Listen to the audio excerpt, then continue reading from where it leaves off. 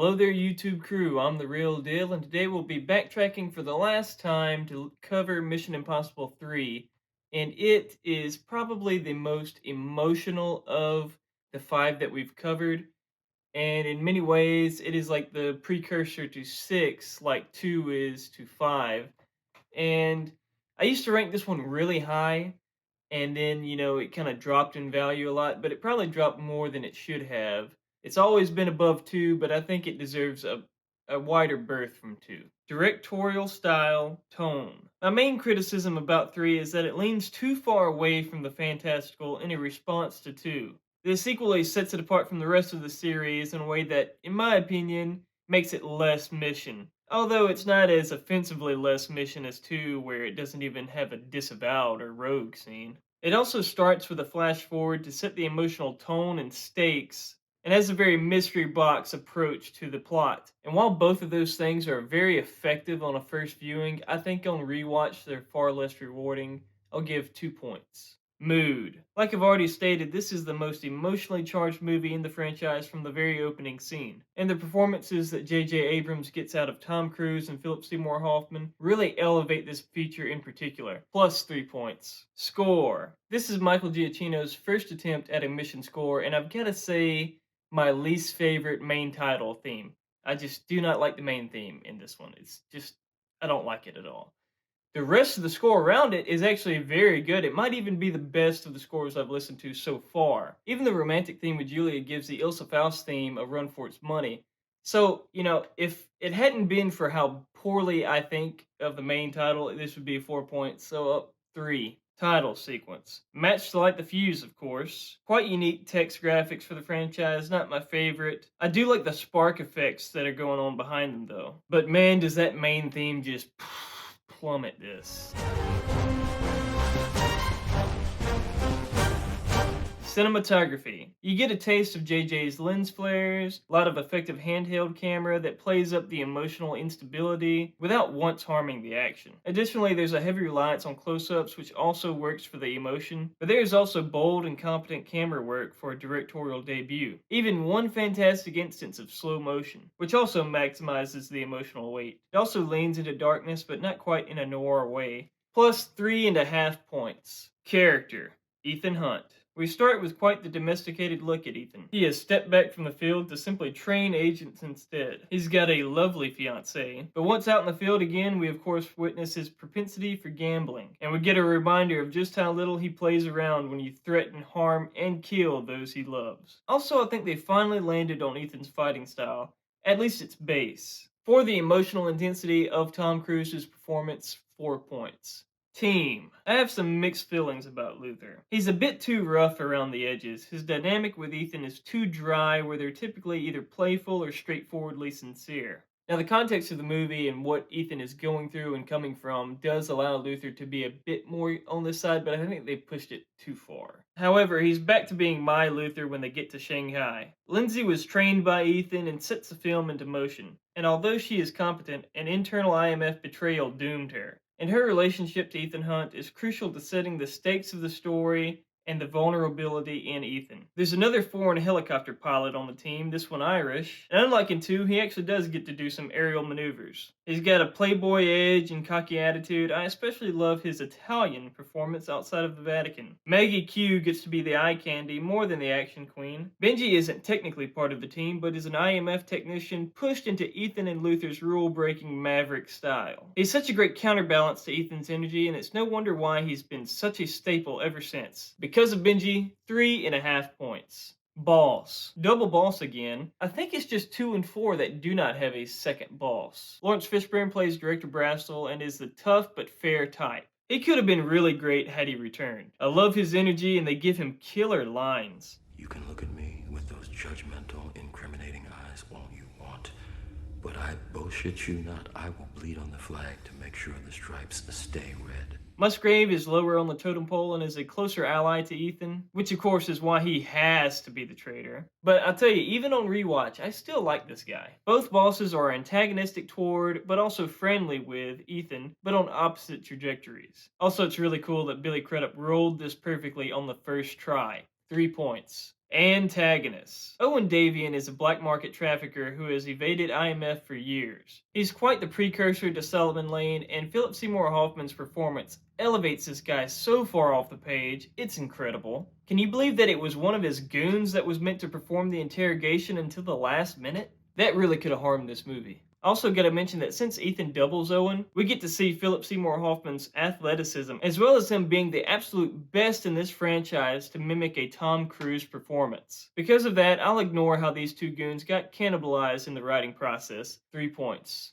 Neutral characters. Don't really get any true neutral characters in this one. I kind of cheated the system on two though, so I'll look at the love interest for this. Julia is a genuinely great addition to this franchise. She adds so much heart and never lets her situation or lack of spy expertise make her useless out there. She never allows herself to be an unhelpful burden to Ethan or a damsel in distress. I adore her chilling action sequence and the use of her nursing skills in the end. I'll be generous because I like her so much. 3 points. Conflict. How impossible is the impossible mission? Ethan Hunt gets drawn out of semi-retirement to rescue his protege, but the extraction goes wrong when a charge in her head explodes before she can pass on vital information. The big boss then reprimands him for a poor job, so Ethan and co go off on their own to take Owen Davian down and learn what the mysterious rabbit's foot is, but with the additional challenge of not tipping off Davian's buyers. They narrowly pull this off, but Davian does not remain in their custody long. There's a leak in IMF, and now attack helicopters and a drone wreak havoc on the escort and grab him back. They even kidnap Ethan's new wife, with Hunt too late to stop it and himself captured by an IMF team because he appears as the leak to them. Ethan's boss feigns contempt but actually gives him his freedom and next mission. Once in Shanghai, there's only a couple hours to breach a high security building, steal the rabbit's foot, escape these relentless guards, and call Davian before he kills Julia. Then, with his own implant charge shoved up his nose, Ethan must race through the streets to find his wife and face Davian. But that's not all, he must also disarm the bomb by killing himself.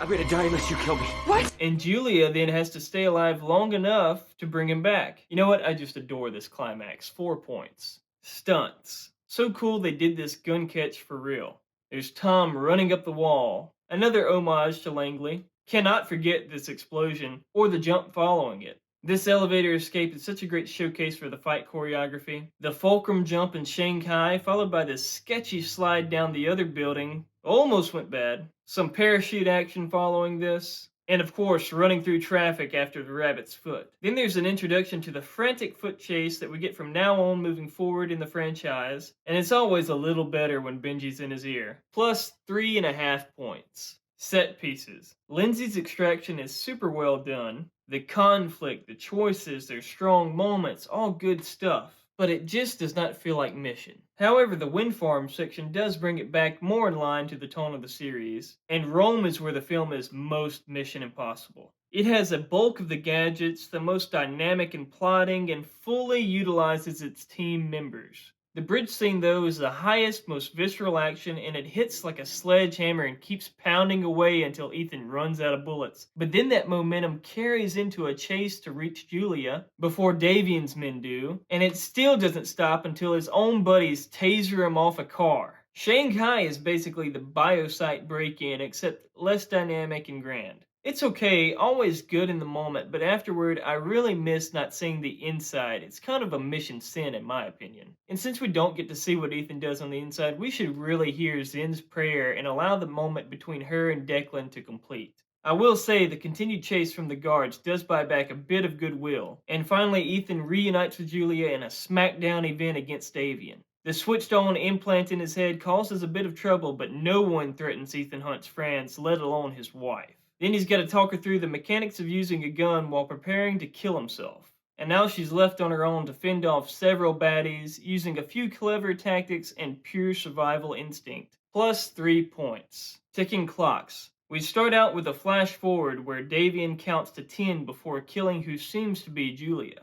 Next, we get the explosive device in Lindsay that Ethan just runs out of time on with the paddle charge. Another drawn-out event where Ethan grunts his way through a voice modulator upload, having to speak slightly before it actually kicks in. Davian gives him 48 hours to steal the rabbit's foot or Julia dies. And he manages to give Julia the necessary info and weapons training and I love yous before disarming the bomb in his own head. Another 3 points. Interpersonal conflicts. You've got Luther busting Ethan's balls for being out of the game and then ensuring that Ethan understands what he's getting into with a marriage while being a spy. Then you've also got Brassel coming down hard on Ethan, and Musgrove as well. This dynamic, of course, intensifies with the false info that Brassel is the mole for Davian. There's Benji getting talked into breaking protocol and aiding someone on Interpol's Most Wanted. That, by the way, is a spectacular list to be on. There's also a bit of implied friction between Musgrave and Owen on how to deal with IMF members, as well as Owen terminating his head of security. Plus 3 points. Story.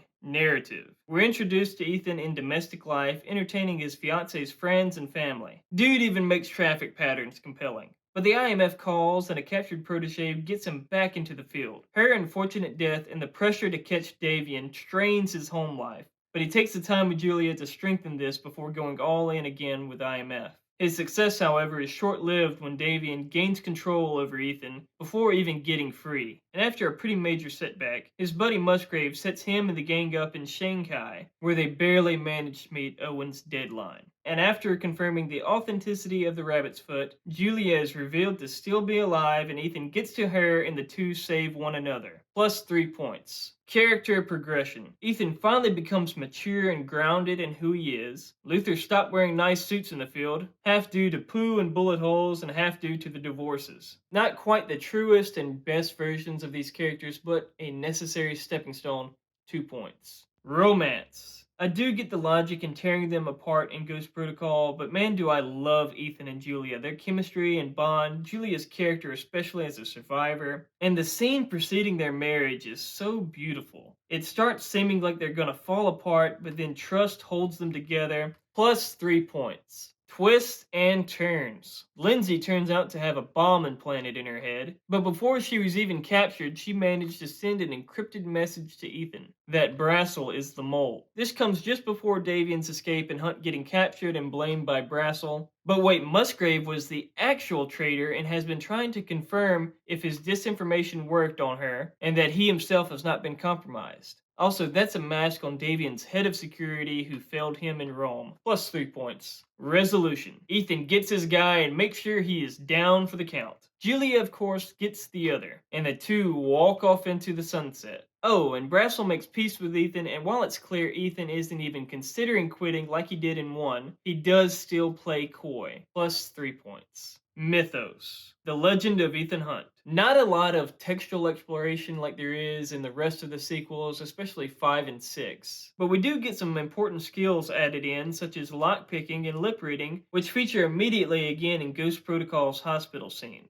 The lip reading, of course, pays off again in this own movie, which is cool. We also get to see him mimic Brassel without the use of a voice modulator. This skill should come back again, and hopefully with him impersonating Kittredge. Plus 2 points. Spy gear. Gotta say, there is far too much tactical gear and guns, even a special briefcase with a gun in it. But I think getting to see a mask made in real time, another new tradition for the series, as well as how a voice profile can be made with the help of this little card, maybe makes up for the prior issue. There's the medical scanner that finds the explosive charge, fake engine smoke, camera disabling gun, grapple gun that not only lifts Hunt up and sets him down, but also stores away his clothes too. This perspective camera with accompanying mount for the photo, tracer firing camera, oh, and this cross transmitter that pairs up with this wall breacher. And I gotta mention just how much I love this mask transition. See, there's this issue where all of the spy gear is really squished down into just this Rome sequence.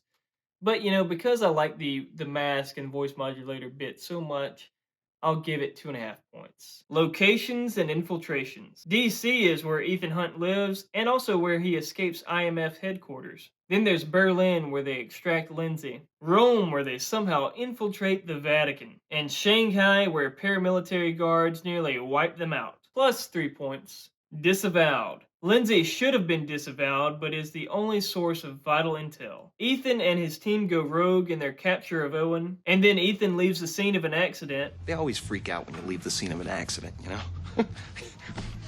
Which prompts the team to truly go rogue now to finish the job and save Julia. So, plus 3 points. Fake outs. The big one, of course, is Julia's false death, and I guess that's really it. There's twists and turns, of course, but there's no other real pull the rug out of you moments in this movie besides that death.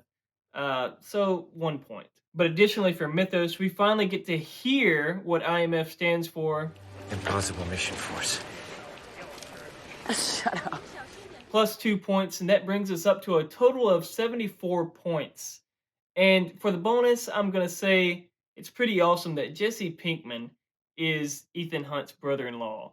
Bring back Aaron Paul for Dead Reckoning Part 2, plus another 2 points. That is 76 points total. How does Mission Impossible 3 stack up for you? Let me know. I'm the real Dill. Goodbye.